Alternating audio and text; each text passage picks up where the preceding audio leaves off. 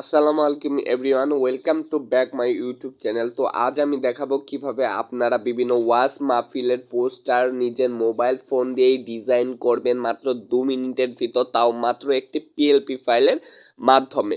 তো এর আগে বলে রাখি, যারা আমাদের চ্যানেলে নতুন রয়েছেন তারা অবশ্যই আমাদের চ্যানেলটি সাবস্ক্রাইব করে দিবেন, এবং যারা অলরেডি সাবস্ক্রাইব করে দিয়েছেন তো তাদেরকে অসংখ্য ধন্যবাদ।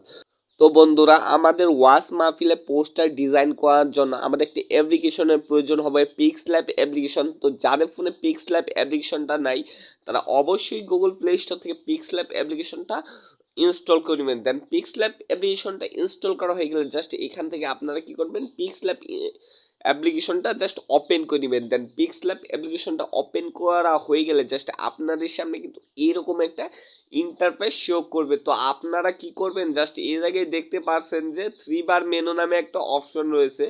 জাস্ট এই 3 বার অপশন মেনুতে আপনারা একটা ক্লিক করে দিবেন।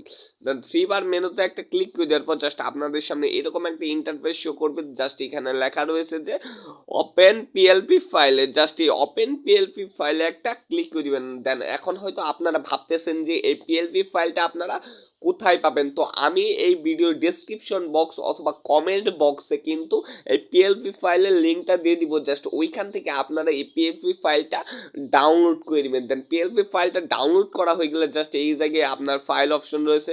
জাস্ট এই ফাইল অপশন থেকে আপনারা এইখান থেকে পিএলপি ফাইলটা জাস্ট সিলেক্ট করে নেবেন। ওকে, আমি এই জায়গা থেকে আমি পিএলপি ফাইলটা সিলেক্ট করে নিচ্ছি। দেন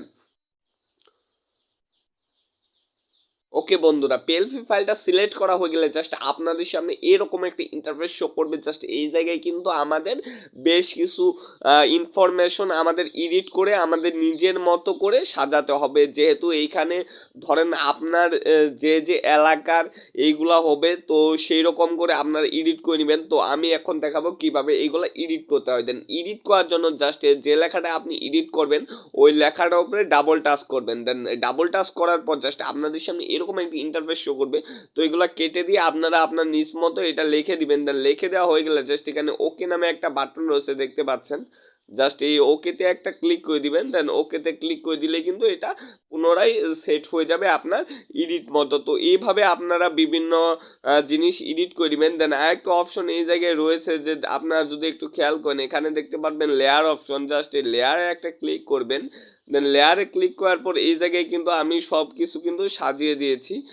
দেন আপনারা যদি এই জায়গায় আরও কিছু অপশন অ্যাড করতে চান সেক্ষেত্রে এইগুলা লক করা রয়েছে। আপনারা যদি একটু খেয়াল করে দেখেন তো এইগুলা লক করা রয়েছে। তো এই লকগুলা সারিয়ে তো আপনারা আরও এই জায়গায় আরও সুন্দর করে নিতে পারেন। তো আমি বলি যে এইভাবে করে উত্তম হবে। তো আবার পুনরায় আমি লেয়ার অপশনে ক্লিক করে দিচ্ছি। ওকে, তারপর কিন্তু আপনাদের সামনে জাস্ট এরকম একটা ইন্টারফেস শো করবে। এখন কিন্তু এটা সেভ করার পালা। তো সেভ করার জন্য আমাদের এইখানে একটা অপশন রয়েছে যে 3 বার মেনু। জাস্ট আমরা কি করব, এই জায়গায় 3 বার মেনুতে একটা ক্লিক দিব। ওকে, 3 বার মেনুতে ক্লিক করে দেওয়ার পর জাস্ট আমাদের এই জায়গায় রয়েছে যে এক্সপোর্ট ইমেজ।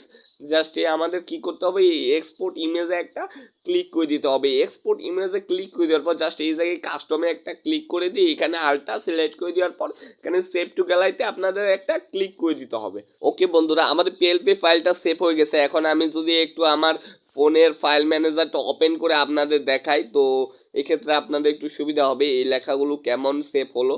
তো এই যে দেখতে পাচ্ছেন সেভ হয়ে গেছে, শুতে আর শু করছে। এই যে দেখেন, আমি যদি লেখাগুলো একটু জুম করি তো আপনারা দেখতে পাচ্ছেন এইগুলা কিন্তু কোনো ফাটে নাই। লেখাগুলো অনেক সুন্দরভাবে এই ফাইলটা কিন্তু অলরেডি তৈরি হয়ে গেছে।